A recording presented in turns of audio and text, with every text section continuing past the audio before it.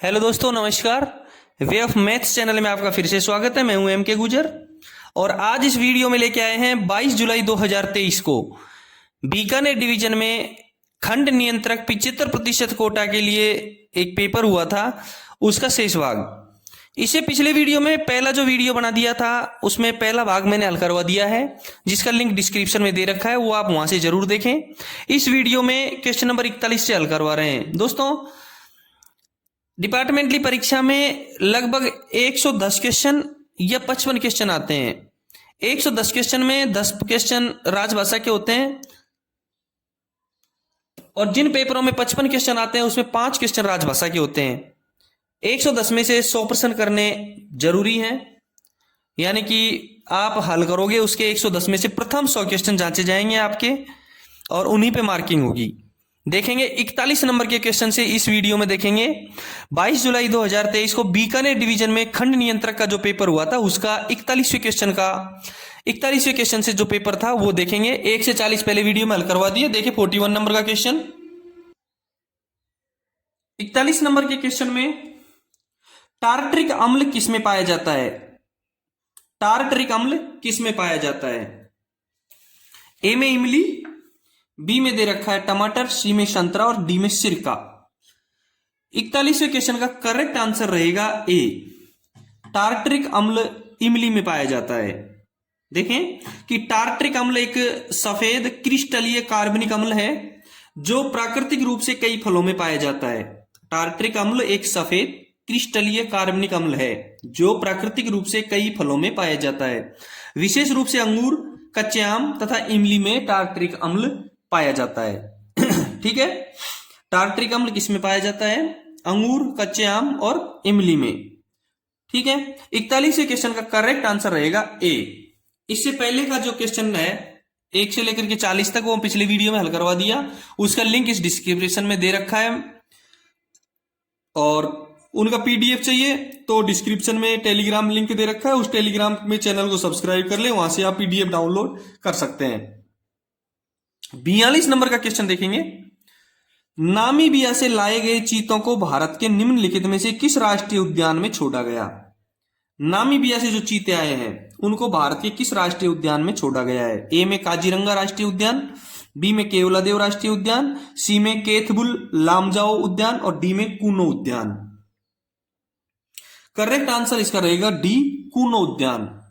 थोड़ा सा क्लियर करवा दूं कि कूनो उद्यान भारत के मध्य प्रदेश राज्य में एक संरक्षित क्षेत्र है। कूनो राष्ट्रीय उद्यान भारत के मध्य प्रदेश राज्य में एक संरक्षित क्षेत्र है जिसे सन 2018 में राष्ट्रीय उद्यान का दर्जा दिया गया है।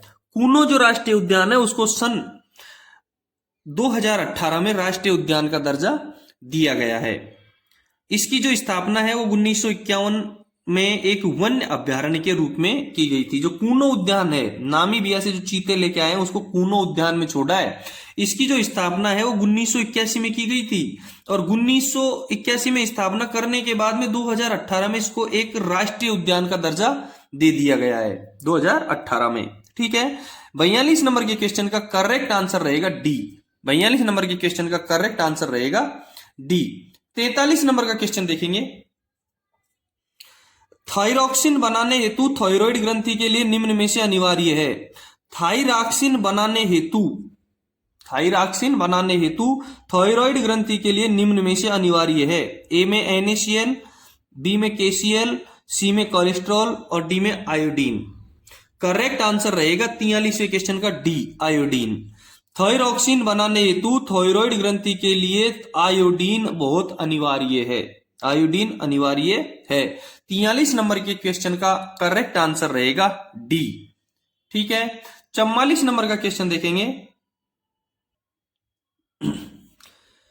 44 नंबर के क्वेश्चन में है, राजस्थान के मुख्यमंत्री श्री अशोक गहलोत ने राजस्थान में कितने नए जिले बनाने की घोषणा की है? ए में 19, बी में 15, सी में 5 और डी में 10। करेक्ट आंसर रहेगा इसका ए। करेक्ट आंसर इसका रहेगा ए। 44 क्वेश्चन का करेक्ट आंसर ए। देखें 19 जिले कौन कौन से बनाए गए हैं, ध्यान रहे। राजस्थान में अशोक गहलोत ने 19 जिले और 3 संभाग बनाए हैं। पहले मैं आपको संभाग बता देता हूं, बांसवाड़ा, पाली और सीकर। अशोक गहलोत ने 3 संभाग बनाए हैं, बांसवाड़ा, पाली व सीकर, और 19 जिले बनाए हैं। 19 जिलों में है अनूपगढ़, गंगापुर सिटी, कोटपुतली, बालोतरा, जयपुर शहर, जयपुर ग्रामीण, खैरथल, ब्यावर, नीम का थाना, डीग, जोधपुर शहर, फलौदी, डिडवाना, जोधपुर ग्रामीण, सलुम्बर, दूदू, केकड़ी, सांचौर और शाहपुरा। ये 19 जिले बनाए अशोक गहलोत ने। ठीक है, 44वें क्वेश्चन का करेक्ट आंसर ए हो गया, 19 जिले और 3 संभाग। 45 नंबर का क्वेश्चन देखेंगे। दोस्तों, यदि आपने चैनल को अभी तक सब्सक्राइब नहीं किया है तो एक बार सब्सक्राइब जरूर करें। इस चैनल पर सभी विभागीय परीक्षाओं के पेपर उपलब्ध है, समस्त रेलवे के, एनडब्ल्यूआर सहित अन्य रेलवे के भी पेपर उपलब्ध हैं। यदि आपके डिवीजन में कोई पेपर हुआ है तो मुझे जरूर भेजें, मेरे टेलीग्राम लिंक दे रखा है और व्हाट्सएप नंबर भी इस पे दिया हुआ है। 45 नंबर का क्वेश्चन है, भारत का सबसे छोटा राज्य कौन सा है? ए में महाराष्ट्र, बी में राजस्थान, सी में गोवा और डी में गुजरात। देखो, 2 चीजें हैं। क्षेत्रफल में सबसे छोटा राज्य गोवा है, इसमें जो दे रखा है उसमें गोवा क्षेत्रफल की दृष्टि से सबसे छोटा राज्य है। भारत का सबसे छोटा राज्य गोवा है क्षेत्रफल की दृष्टि से, लेकिन सबसे बड़ा राजस्थान है। भारत का सबसे छोटा राज्य गोवा, क्षेत्रफल की दृष्टि से सबसे छोटा राज्य गोवा, लेकिन क्षेत्रफल की दृष्टि से सबसे बड़ा राज्य राजस्थान। दूसरी चीज, दूसरा एक पहलू आता है कि जनसंख्या की दृष्टि से देखो, यदि क्वेश्चन छोटा आ गया तो बड़ा भी आ सकता है, और क्षेत्रफल का आ गया तो जनसंख्या का भी आ सकता है। ठीक है, तो क्षेत्रफल में सबसे छोटा राज्य गोवा, सबसे बड़ा राज्य राजस्थान, और जनसंख्या में सबसे छोटा राज्य सिक्किम और सबसे बड़ा राज्य उत्तर प्रदेश। जनसंख्या की दृष्टि से भारत का सबसे बड़ा राज्य उत्तर प्रदेश और सबसे छोटा राज्य सिक्किम। क्षेत्रफल की दृष्टि से भारत का सबसे बड़ा राज्य राजस्थान और सबसे छोटा राज्य गोवा। 45वें क्वेश्चन का करेक्ट आंसर रहेगा सी। 45वें क्वेश्चन का करेक्ट आंसर रहेगा सी। 46वें क्वेश्चन देखेंगे। राजभाषा अधिनियम 1963 की धारा 3 की 3, राजभाषा अधिनियम 1963 की धारा 3 की 3 के अंतर्गत आने वाले दस्तावेजों को किस भाषा में जारी करना अनिवार्य है? राजभाषा अधिनियम 1963 की धारा 3 का 3 आ गया, और 3 का 3 आते ही क्या आएगा? देखो, केवल हिंदी, केवल अंग्रेजी, केवल क्षेत्रीय भाषा और अंग्रेजी एवं हिंदी। जहां राजभाषा अधिनियम 1963 की धारा 3 का 3 आ गया, वहां अंग्रेजी और हिंदी दोनों का उल्लेख किया जाएगा। वहां अंग्रेजी और हिंदी दोनों का उल्लेख किया जाएगा। देखो, राजभाषा अधिनियम 1963 की धारा 3 की 3 के अंतर्गत आने वाले सभी दस्तावेजों को अनिवार्य रूप से 2 भाषा में, अंग्रेजी व हिंदी दोनों में जारी करना अनिवार्य है। ठीक है, 46वें क्वेश्चन का करेक्ट आंसर हो गया डी। 47 नंबर का क्वेश्चन देखेंगे। 47वें नंबर का क्वेश्चन में है, राजभाषा की दृष्टि से भारत को कुल कितने क्षेत्रों में बांटा गया है? 47वें नंबर के क्वेश्चन में है, राजभाषा की दृष्टि से भारत को कुल कितने क्षेत्रों में बांटा गया है। यह क्वेश्चन बहुत इंपॉर्टेंट है। यह क्वेश्चन अब से पहले मैसूर डिवीजन में 7 जुलाई 2021 को एक स्टेशन मास्टर का पेपर हुआ था, उसमें आया हुआ है। दूसरा, सोनपुर डिवीजन में 5 फरवरी 2023 को स्टेशन मास्टर का एक पेपर हुआ था, उसमें भी ये क्वेश्चन आया हुआ है। 2 तो पहले के आए हुए हैं जो मैंने हल करवाए उन पेपर, बाकी और भी जगह आए हुए होंगे। तो इसलिए 47 नंबर का जो क्वेश्चन है बहुत इंपॉर्टेंट क्वेश्चन है कि राजभाषा की दृष्टि से भारत को कुल कितने क्षेत्रों में बांटा गया है। आंसर रहेगा इसका 3C। इसका 47वें का आंसर रहेगा सी, यानी कि 3 क्षेत्रों में। राजभाषा की दृष्टि से भारत को कितने क्षेत्रों में बांटा गया है? 3 क्षेत्रों में। ठीक है, 47वें में सी। 48वें क्वेश्चन देखेंगे। 48वें क्वेश्चन में है, रेल हिंदी सलाहकार समिति का अध्यक्ष कौन होता है? रेल हिंदी सलाहकार समिति का अध्यक्ष कौन होता है? ए में प्रधानमंत्री, बी में राष्ट्रपति, सी में रेल मंत्री और डी में CRB, chairman of railway board. देखो, मैं पहले थोड़ा सा फैक्ट बता देता हूं आपको कि अंतिम बार दिनांक 25 मई 2021 को राजभाषा हिंदी के प्रयोग प्रसार के संबंध में रेल और वाणिज्य विभाग एवं उद्योग व उपभोक्ता कार्य और खाद्य एवं सार्वजनिक वितरण मंत्री श्री पीयूष गोयल की अध्यक्षता में रेलवे हिंदी सलाहकार समिति की 60वीं बैठक का वर्चुअल रूप से आयोजन किया गया था। क्लियर हुआ कुछ फंडा? कि अंतिम बार दिनांक 25 मई 2021 को राजभाषा हिंदी के प्रयोग प्रसार के संबंध में रेल और वाणिज्य एवं उद्योग व उपभोक्ता कार्य और खाद्य एवं सार्वजनिक वितरण मंत्री श्री पीयूष गोयल की अध्यक्षता में रेलवे हिंदी सलाहकार समिति की 60वीं बैठक का वर्चुअल रूप से आयोजन किया गया था। इसलिए रेल हिंदी सलाहकार समिति का अध्यक्ष कौन होता है? रेल मंत्री। कौन होता है? रेल मंत्री। ध्यान रहे, प्रत्येक मंत्रालय और विभाग में सरकारी कामकाज में हिंदी के प्रयोग के संबंध में निर्धारित नीतियों के अनुसार परामर्श देने के लिए हिंदी सलाहकार समिति का गठन किया जाता है। प्रत्येक विभाग में हिंदी सलाहकार समिति का गठन प्रत्येक विभाग में होता है। ठीक है, क्यों? कि प्रत्येक मंत्रालय व विभाग में सरकारी कामकाज में हिंदी के प्रयोग के संबंध में निर्धारित नीतियों के अनुसार परामर्श देने के लिए हिंदी सलाहकार समिति का गठन किया जाता है। 48वें क्वेश्चन का करेक्ट आंसर रहेगा सी। 49 नंबर का क्वेश्चन देखेंगे, केंद्रीय हिंदी समिति का अध्यक्ष कौन होता है? केंद्रीय हिंदी समिति का अध्यक्ष कौन होता है? यह भी बहुत इंपॉर्टेंट क्वेश्चन है। वही मैसूर डिवीजन में 7 जुलाई 2021 को स्टेशन मास्टर के पेपर में आया हुआ है।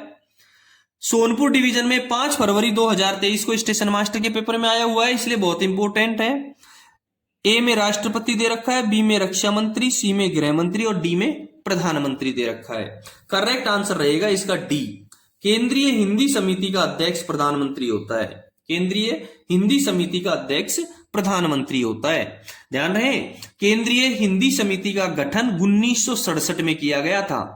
केंद्रीय हिंदी समिति का जो गठन है वो 1967 में किया गया था। इसकी अध्यक्षता प्रधानमंत्री करते हैं। ये शीर्ष निकाय है जो संघ की राजभाषा के रूप में हिंदी भाषा के प्रचार और प्रगतिशील उपयोग के लिए दिशा निर्देश देता है। ध्यान रहे, इसकी अध्यक्षता प्रधानमंत्री करते हैं। इसका गठन 1967 में हुआ है। यह शीर्ष निकाय है जो संघ की राजभाषा के रूप में हिंदी भाषा के प्रचार और प्रगतिशील उपयोग के लिए दिशा निर्देश देता है। 49वें क्वेश्चन का करेक्ट आंसर हो गया डी। ठीक है, 50 नंबर का क्वेश्चन देखेंगे। 50 नंबर के क्वेश्चन में है, उत्तराखंड राजभाषा की दृष्टि से कौन से क्षेत्र के अंतर्गत आता है? उत्तराखंड भारत को 3 भागों में बांटा गया है, क, ख, ग। देखो क के अंदर कौन कौन से आते हैं?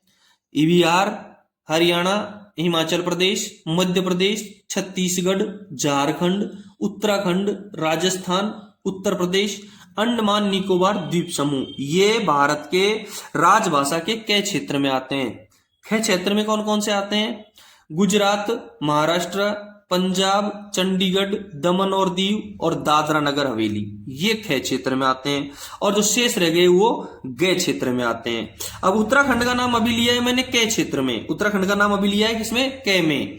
तो 50वें क्वेश्चन का आंसर रहेगा क, ए। उत्तराखंड राजभाषा की दृष्टि से कौन से क्षेत्र में आएगा? क क्षेत्र में आएगा। 51 नंबर का जो क्वेश्चन है वो देखेंगे। 51 नंबर का क्वेश्चन में, राजभाषा पर वार्षिक कार्यक्रम कौन तैयार करता है? राजभाषा पर वार्षिक कार्यक्रम कौन तैयार करता है? इसके एबीसीडी अगले पेज पर है। राजभाषा के वार्षिक कार्यक्रम कौन तैयार करता है? ए में रेल मंत्रालय, बी में गृह मंत्रालय, सी में कार्मिक मंत्रालय और डी में प्रधानमंत्री मंत्रालय कार्यालय। 51 नंबर के क्वेश्चन का करेक्ट आंसर रहेगा बी, गृह मंत्रालय। क्या रहेगा? गृह मंत्रालय। राजभाषा पर वार्षिक कार्यक्रम गृह मंत्रालय तैयार करता है। क्वेश्चन नंबर 52 देखेंगे। 52 नंबर के क्वेश्चन में है, राजभाषा आयोग का गठन पहली बार किसकी अध्यक्षता में हुआ? और 53 नंबर का क्वेश्चन है कि राजभाषा के आयोग की स्थापना का वर्ष क्या है? मैं दोनों को क्लियर करवा देता हूं आपको। देखो कि राजभाषा आयोग का गठन 7 जून 1955 को बीजी खैर की अध्यक्षता में किया गया था। क्लियर हो गया? बिल्कुल फंडा। राजभाषा आयोग का गठन 7 जून 1955, सी। 53 नंबर के क्वेश्चन का आंसर सी, 1955, 7 जून 1955 को बीजी खैर, बाल गंगाधर खैर की अध्यक्षता में किया गया था। करेक्ट हो गया। 52वें क्वेश्चन का आंसर हो गया बी, 52वें क्वेश्चन का करेक्ट आंसर बी और 53वें क्वेश्चन का करेक्ट आंसर सी। दोनों एक साथ हो गए। राजभाषा आयोग का गठन 7 जून 1955 को बीजी खैर, बाल गंगाधर खैर की अध्यक्षता में किया गया था। 52वें में बी और 53वें में सी आंसर सही है। 54 नंबर का क्वेश्चन देखेंगे। 54 नंबर के क्वेश्चन में साफ लिखा हुआ है कि राजभाषा नियम 1976, राजभाषा नियम 1976 किस राज्य के अलावा संपूर्ण देश पर लागू है? राजभाषा नियम 1976 किस राज्य के अलावा संपूर्ण देश पर लागू है? 54वें क्वेश्चन का आंसर रहेगा नागालैंड, तमिलनाडु, मणिपुर और आंध्र प्रदेश। तमिलनाडु। राजभाषा नियम 1976 तमिलनाडु के अलावा संपूर्ण देश पर लागू है। राजभाषा नियम का संक्षिप्त नाम राजभाषा संघ के शासकीय प्रयोजनों के लिए प्रयोग नियम 1976 है। इसका विस्तार तमिलनाडु राज्य के सिवाय संपूर्ण भारत पर है। और जो राजभाषा नियम का जो संशोधन है वो नियम है 1976, वो 3 बार संशोधित हो चुका है, 1987, 2007 और 2011 में। ठीक है। 54 नंबर के क्वेश्चन का करेक्ट आंसर रहेगा बी।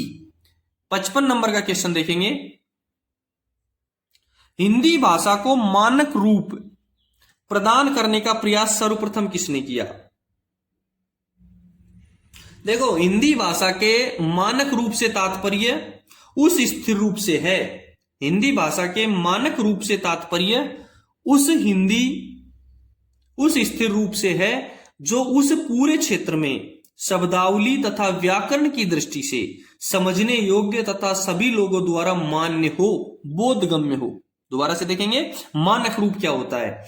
हिंदी भाषा के मानक रूप से तात्पर्य उस स्थिर रूप से है जो उस क्षेत्र में शब्दावली तथा व्याकरण की दृष्टि से समझने योग्य तथा सभी लोगों द्वारा मान्य हो, बोधगम्य हो।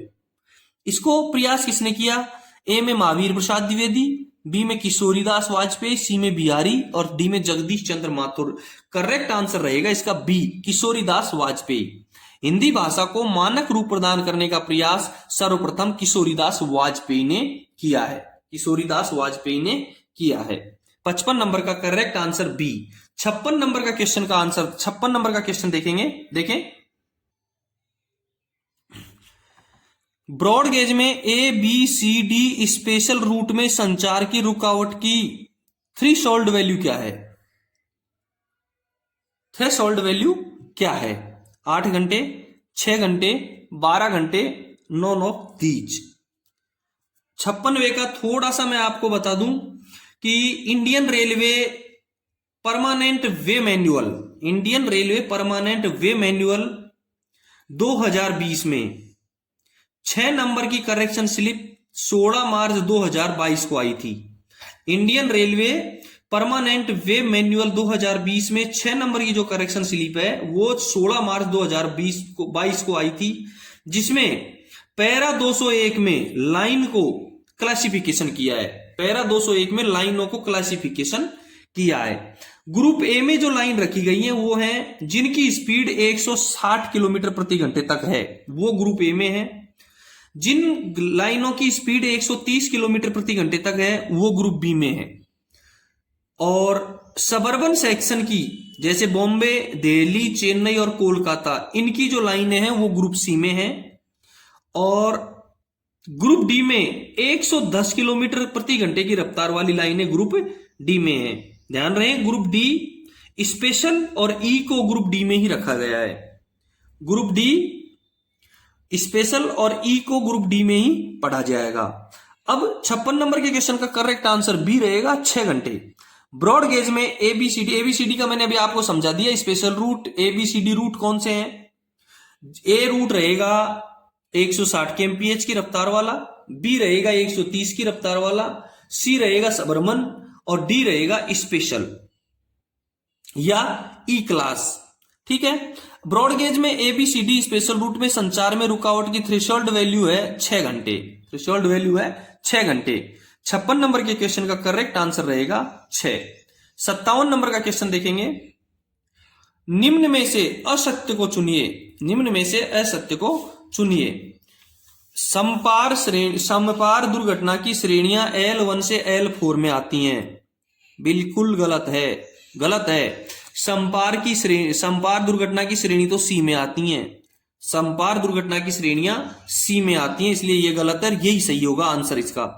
बी में दे रखा है कि उपकरण विफलता की श्रेणियां जे के एल एम, इक्विपमेंट फेल्योर जे के एल एम, बिल्कुल राइट। ट्रेन में भाग की श्रेणियां B1 B4, train accident, train दुर्घटना B1 से B4, बिल्कुल करेक्ट। असामान्य घटनाओं की श्रेणियां NPQR, बिल्कुल राइट करेक्ट। केवल ये गलत है जो संपार की श्रेणियां सी में आती हैं, ठीक है। एल में तो OHE दुर्घटना आती है, जो इसमें दे रखा है ना, संपार दुर्घटना की श्रेणियां L1 से L4 हैं, इसमें तो एल में तो OHE दुर्घटना आती है, जबकि संपार आती है सी में, ठीक है। 57 नंबर के क्वेश्चन का आंसर रहेगा ए। 58 नंबर का क्वेश्चन देखेंगे, निम्न में से कौन सा एक ब्लॉक नियमों का उल्लंघन नहीं है? ब्लॉक नियमों का उल्लंघन जी क्लास की दुर्घटना में आता है, यह ध्यान रखना। ब्लॉक नियमों का उल्लंघन breach of block rules G class दुर्घटना। निम्न में से कौन सा एक ब्लॉक नियमों का उल्लंघन नहीं है? स्टेशन पर गलत लाइन पर प्रवेश का आगमन, ट्रेन का आगमन, बिल्कुल ब्लॉक नियमों का उल्लंघन नहीं है। ब्लॉक नियमों का उल्लंघन है। स्टेशन पर गलत लाइन पर ट्रेन का आगमन हो गया तो ब्लॉक नियमों का उल्लंघन हो गया। बिना उचित प्राधिकार के ट्रेन का ब्लॉक खंड में प्रवेश, बिल्कुल ब्लॉक नियमों का उल्लंघन है, ब्रीच ऑफ ब्लॉक रूल्स।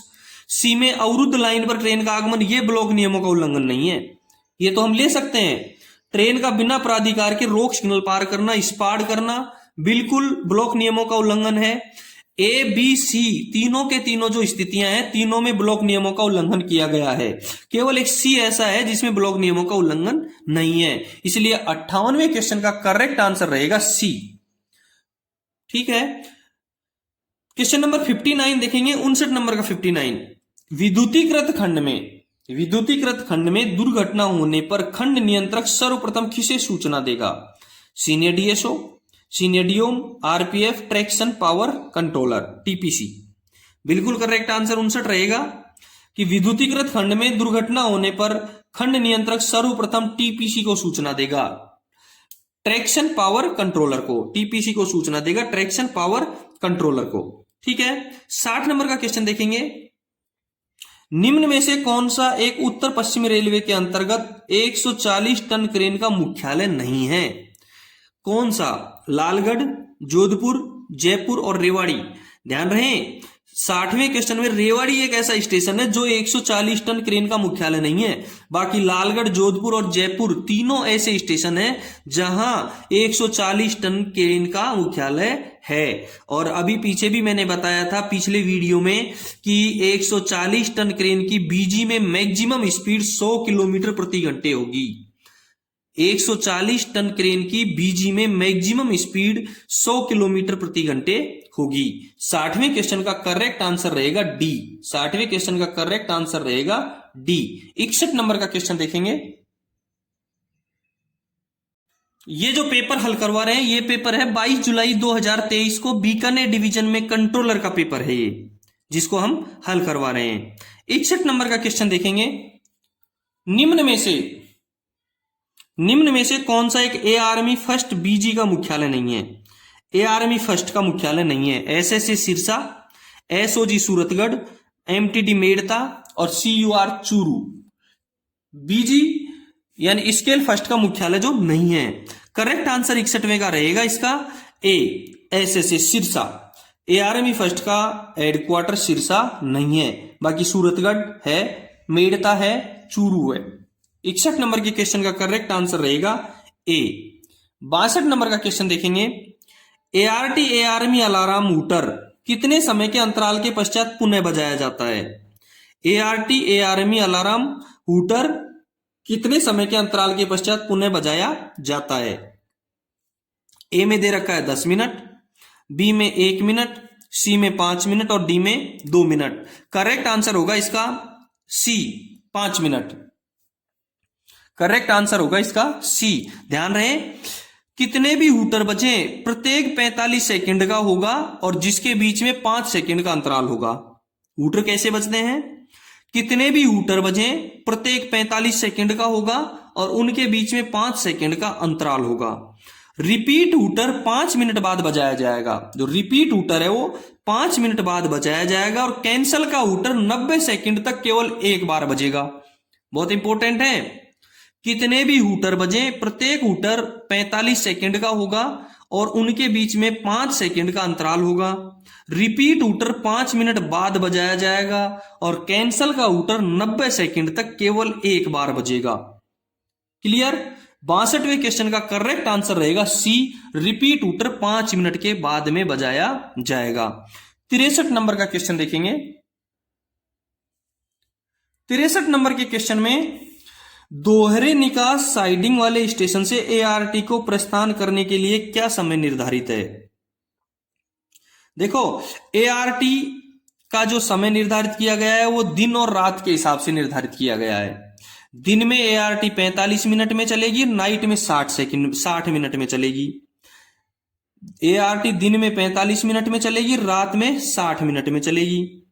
और एआरमी सिंगल एग्जिट होगा उसमें 30 मिनट में चलेगी और डबल एग्जिट में 20 मिनट में चलेगी।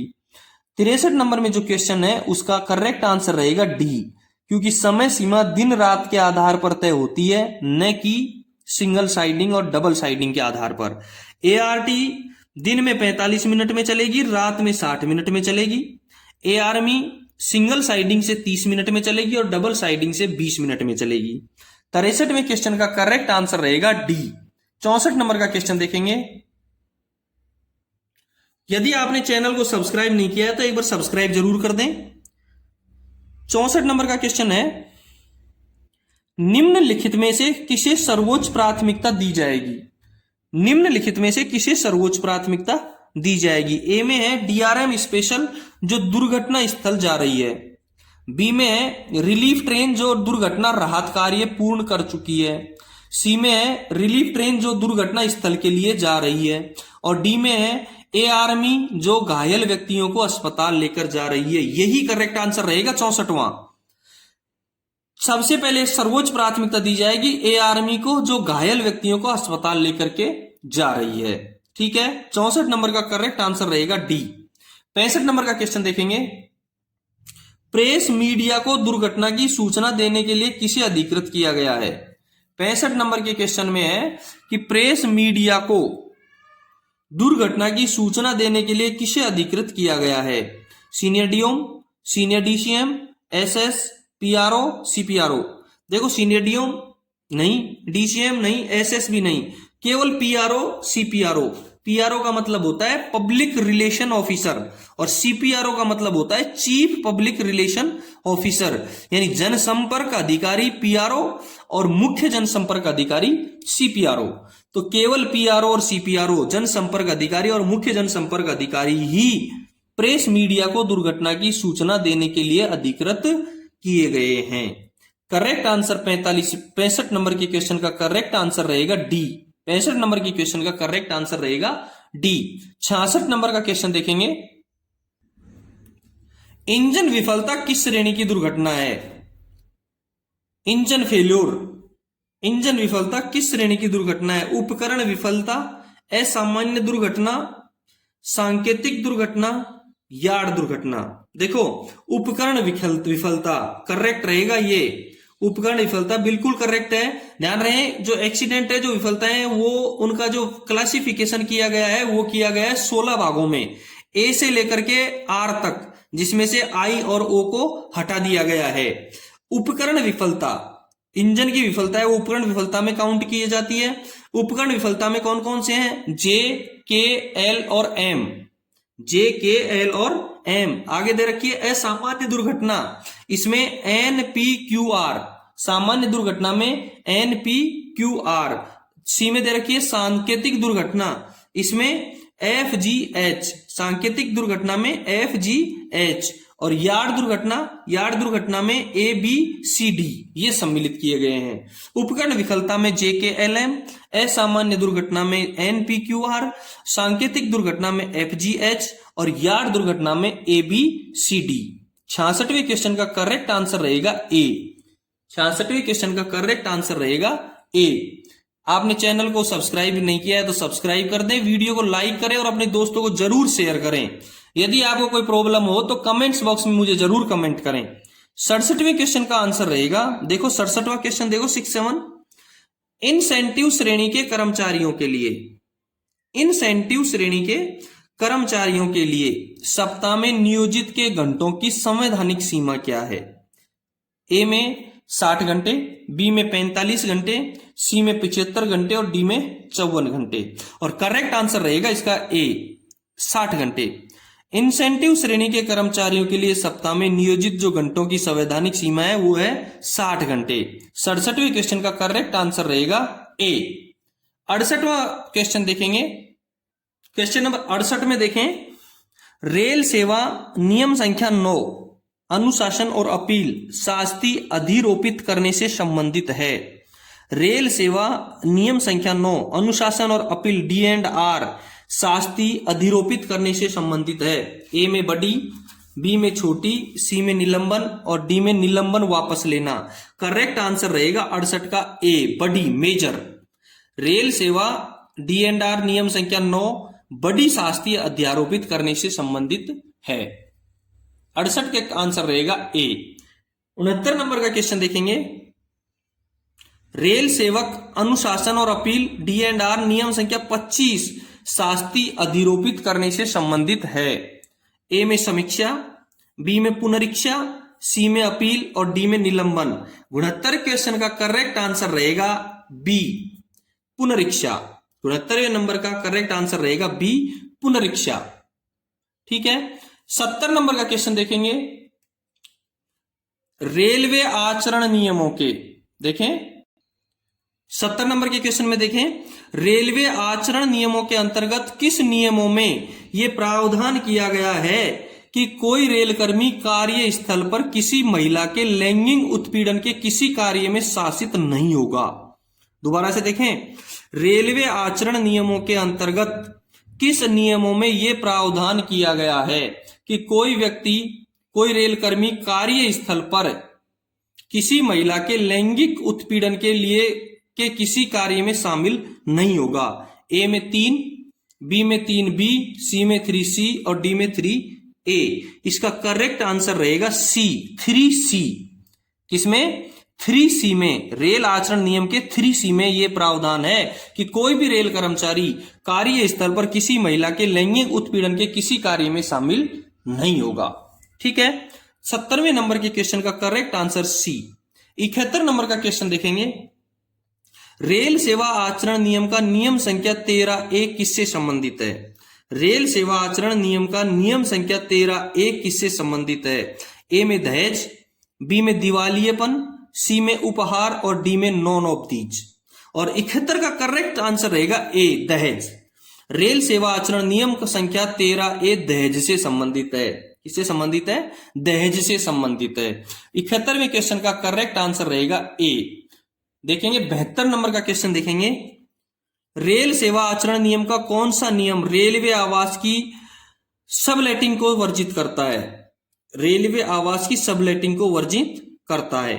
ए में रूल नंबर 15, बी में रूल 16 और सी में रूल 15A और डी में रूल 16A। 72वें क्वेश्चन का करेक्ट आंसर रहेगा सी, रूल 15A।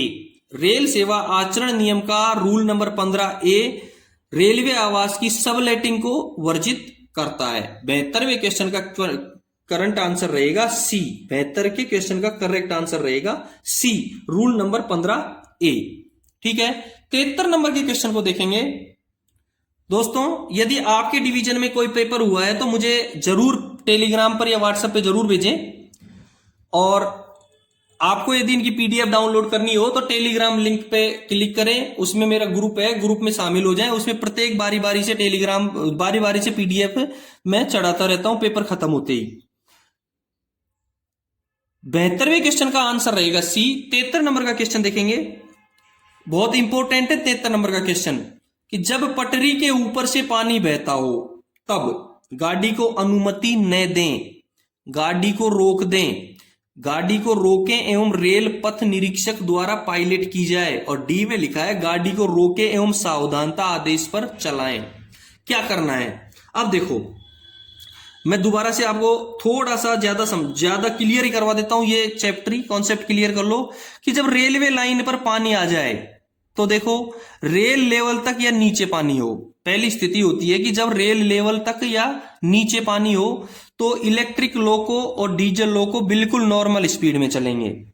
अच्छी तरह समझ लो कि रेल लेवल तक या नीचे पानी हो तो इलेक्ट्रिक लोको हो चाहे डीजल लोको हो नॉर्मल स्पीड में चलेंगे। दूसरी पोजीशन होती है कि रेल लेवल से 75 mm ऊपर तक हो। यदि पानी रेल लेवल से 75 mm ऊपर तक हो तो इलेक्ट्रिक लोको की स्पीड 15 किलोमीटर प्रति घंटे होगी और डीजल लोको की स्पीड 8 किलोमीटर प्रति घंटे होगी। रेल लेवल से 75 mm ऊपर तक पानी हो तो इलेक्ट्रिक लोको की स्पीड 15 किलोमीटर प्रति घंटे होगी, से अधिक नहीं होगी, और डीजल की 8 किलोमीटर प्रति घंटे से अधिक नहीं होगी। नंबर 3 पोजीशन ये होती है कि जब रेल लेवल से 75 mm से 100 mm से नीचे, 75 mm या इससे अधिक, 75 से अधिक और 100 mm से नीचे हो तो 8 किलोमीटर प्रति घंटे रफ्तार रहेगी दोनों की। जब पानी 75 mm से 100 mm से नीचे, 75 mm से ऊपर और 100 mm से नीचे रहेगा तो दोनों ही इंजनों की रफ्तार होगी 8 किलोमीटर प्रति घंटे से ज्यादा नहीं होगी। अब चौथी स्थिति यह होती है कि जब 100 mm या इससे अधिक पानी है तो ये 100 mm या इससे अधिक पानी है तो इलेक्ट्रिक लोको को चलाएंगे ही नहीं। यदि जरूरत पड़ी तो डीजल लोको को ला करके उसका सेक्शन क्लियर करवाएंगे और डीजल लोको यथासंभव सुरक्षित स्थान पर ले जाने का प्रयास किया जाएगा। यदि डीजल लोको कहीं फंसा हुआ है और 100 mm या इससे अधिक पानी है तो उसको हटा करके उस सुरक्षित स्थान पर पहुंचाना है, यार्ड में या स्टेशन पे पहुंचाना है, और इलेक्ट्रिक इंजन को चलाएंगे नहीं। यदि जरूरत पड़ी तो डीजल लोको ला करके उसका सेक्शन क्लियर करेंगे। तो 73 नंबर के क्वेश्चन का करेक्ट आंसर रहेगा सी। 73 नंबर के क्वेश्चन का करेक्ट आंसर रहेगा सी कि जब पटरी के ऊपर पानी बहता हो तो गाड़ी को रोकें एवं रेल पथ निरीक्षक द्वारा पायलट की जाए। ठीक है, 74 नंबर का क्वेश्चन देखेंगे। वर्तमान में रेलवे बोर्ड के चेयरमैन कौन है? CEO of railway board Shri Avinash Tripathi, Shri Vijay Sharma, Shrimati Jaya Verma Sinha, Shri Anil Kumar Lahoti. Correct answer रहेगा इसका डी, श्री अनिल कुमार लाहोटी। विजय शर्मा जीएम है और श्री अनिल कुमार लाहोटी वर्तमान में रेलवे बोर्ड के चेयरमैन है, सीईओ ऑफ रेलवे बोर्ड। ठीक है, 74 नंबर के क्वेश्चन का करेक्ट आंसर हो गया डी। 75 नंबर का क्वेश्चन देखेंगे। यदि वैगन टर्न राउंड की संख्या कम हो तो कार्य निष्पादन के साथ माना जाता है। पहले आप वैगन टर्न राउंड सुन लो क्या होता है। वैगन टर्न राउंड होता है कि वैगन का 2 क्रमवार लदानों के बीच का जो समय जो दिनों में निकाला जाए वैगन टर्न राउंड कहलाता है। वैगन का 2 क्रमवार लदानों के बीच का समय जो दिनों में निकाला जाए वैगन टर्न राउंड कहलाता है। सभी उपलब्ध वैगनों को औसत के आधार पर निश्चित अवधि के लिए निकाले गए वैगन टर्न राउंड को औसत वैगन टर्न राउंड कहेंगे। सभी उपलब्ध वैगनों को औसत के आधार पर निश्चित अवधि के लिए निकाले गए वैगन टर्न राउंड को औसत वैगन टर्न राउंड कहेंगे। सवाल है कि वैगन टर्न राउंड की संख्या कम है तो कार्य निष्पादन गुड है। क्या है? गुड है। तो 75वें क्वेश्चन का करेक्ट आंसर माना जाएगा ए, गुड। 75वें क्वेश्चन का करेक्ट आंसर माना जाएगा ए, गुड। 76 नंबर का क्वेश्चन देखेंगे। 76 नंबर का क्वेश्चन बहुत इंपॉर्टेंट क्वेश्चन है सेफ्टी की दृष्टि से। स्टेशन पर किसी भी कांटे को पुनः वियोजन करने के पश्चात मेन लाइन से जाने वाली प्रथम गाड़ी रन थ्रू पास की जाएगी नहीं। होम सिग्नल पर स्टॉप डेड करके पास की जाएगी नहीं। स्टार्टर तक पायलट की जा सकेगी नहीं। येलो सिग्नल पर रिसीव की जा सकेगी, गुड। 76वें क्वेश्चन का करेक्ट आंसर रहेगा डी, येलो सिग्नल पर रिसीव की जाएगी। स्टेशन पर किसी भी कांटे को पुनः वियोजित करने के पश्चात मेन लाइन से जाने वाली प्रथम गाड़ी येलो सिग्नल पर रिसीव की जा सकेगी। ध्यान रहे 10 जून 2023 को एक जेपीयू आया था। 10 जून 2023 2023 को एक जेपीओ आया था जिसमें ऐसा था कि पहली गाड़ी होम सिग्नल पर रोकेंगे, लेकिन उसका जो करेक्शन आया 16 जून 2023 को, उसमें आया है, उसमें जो आया है 16 जून 2023 को, वो आप स्क्रीन पर देखेंगे। जो 16 जून 2023 को उसका करेक्शन आया है, उसका जो बिंदु है उसमें देखो एक पहला बिंदु लिखा हुआ है, बीच में देखना, स्क्रीन पे देखें कि the reception of the first train should not be on green aspect, कि पहली ट्रेन को आप ग्रीन एस्पेक्ट पर रिसीव नहीं करेंगे, और फर्स्ट स्टॉप सिग्नल, प्रथम रोक सिग्नल से पहली ट्रेन को आप ग्रीन सिग्नल पर, प्रथम रोक सिग्नल से ग्रीन सिग्नल पर रिसीव नहीं करेंगे। दूसरा, the departure signal for run through train should be taken off once the train has occupied the berthing portion by seeing the relevant indication on panel या video. उस train को, जो run through train है, उसके departure signal जब तक of नहीं करेंगे जब तक आप पैनल या वीडियो पे ऐसा नहीं देख लेते हैं कि उसने बर्थिंग ट्रैक या बर्थिंग पोर्शन को ऑक्यूपाइड कर दिया है। जब उसने बर्थिंग ट्रैक को ऑक्यूपाइड कर दिया है, उसके बाद ही उसके डिपार्चर सिग्नल ऑफ करेंगे, और ये पता हमको पैनल या वीडियो पर लगेगा। तीसरा जो बिंदु है वो है the should be applicable for all up and down direction train, और ये डाउन और अप दोनों सभी ट्रेनों के लिए एप्लीकेबल होगा। द शुड बी एप्लीकेबल चाहिए हमको for all up and down direction train, up और डाउन दोनों डायरेक्शनों की ट्रेन के लिए ये बहुत जरूरी है। ठीक है, 76 नंबर का जो चैप्टर है वो कॉन्सेप्ट क्लियर है आपको, इसका हो जाएगा डी। 76वें क्वेश्चन का जो क्लियर है वो डी आंसर इसका करेक्ट रहेगा। 77 नंबर का क्वेश्चन देखेंगे, जी&एसआर में अद्यतन संशोधन की संख्या कितनी है? जी&एसआर में अद्यतन संशोधन की संख्या कितनी आ गई? ए में 53, बी में 54, सी में 55 और डी में 56। जिस दिन ये पेपर लगा था उस दिन इसकी अंतिम करेक्शन स्लिप 55 थी, लेकिन एनडब्ल्यूआर में आज 56 तक आ चुकी हैं।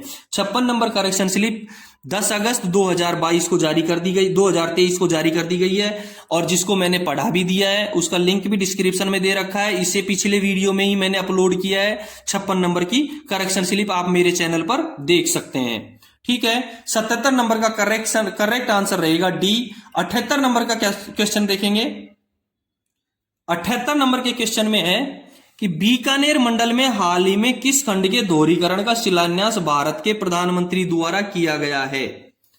बीकानेर मंडल में हाल ही में किस खंड के दोहरीकरण का शिलान्यास भारत के प्रधानमंत्री द्वारा किया गया है? पहला खंड लिखा है BNWROK भिवानी रोहतक, दूसरा MHUBWK मनेरू भवानी खेड़ा, रतनगढ़ चूरू और चूरू शादलपुर। करेक्ट आंसर इसका रहेगा सी। करेक्ट आंसर इसका रहेगा सी। सी करेक्ट आंसर है। बीकानेर डिवीजन में जो 10 अगस्त 2000 भिवानी और रोहतक, बीकानेर डिवीजन में भिवानी और रोहतक इसका नहीं है, मनेर और भवानी खेड़ा का नहीं है, रतनगढ़ और चूरू का है। 78 नंबर का क्वेश्चन में सी आंसर सही रहेगा। ध्यान रहे 8 जुलाई 2023 को उद्घाटन किया था इसका 8 जुलाई 2023 को इसका उद्घाटन किया था। रतनगढ़ चूरू जो डबल लाइन सेक्शन बना है उसका उद्घाटन 8 जुलाई 2023 को किया गया था। ठीक है, 78 नंबर के क्वेश्चन का करेक्ट आंसर रहेगा सी। 79 नंबर का क्वेश्चन देखेंगे, बीकानेर मंडल में किस एक स्टेशन को अमृत भारत स्कीम में शामिल नहीं किया गया है? यह अमृत भारत स्कीम क्या है? अमृत भारत स्टेशन योजना का जो लक्ष्य है देश भर में 1309 स्टेशनों का पुनर्विकास करना है। क्या? अमृत भारत स्टेशन योजना का जो लक्ष्य है वो देश भर में 1309 स्टेशनों का पुनर्विकास करना है।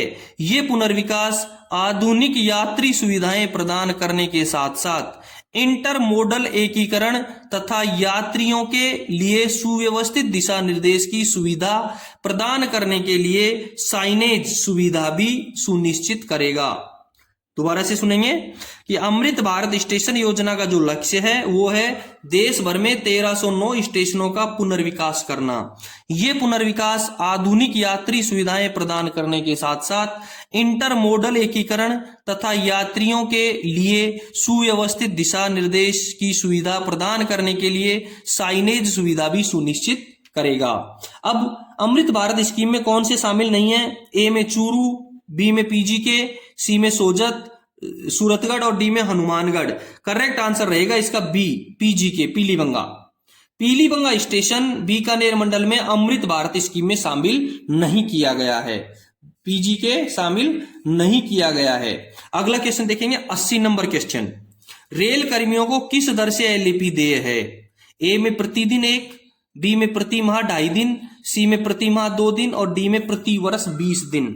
दोस्तों करेक्ट आंसर रहेगा इसका बी, 1 महीने में 2.5 एलएपी दिए जाती है। रेल कर्मी को 1 महीने में 2.5 एलएपी की एलएपी दी जाती है, स्वीकृत की एलएपी दी जाती है, यानी कि दे दी जाती है, स्वीकृत बाद में करवा करके ले सकते हैं, दे है।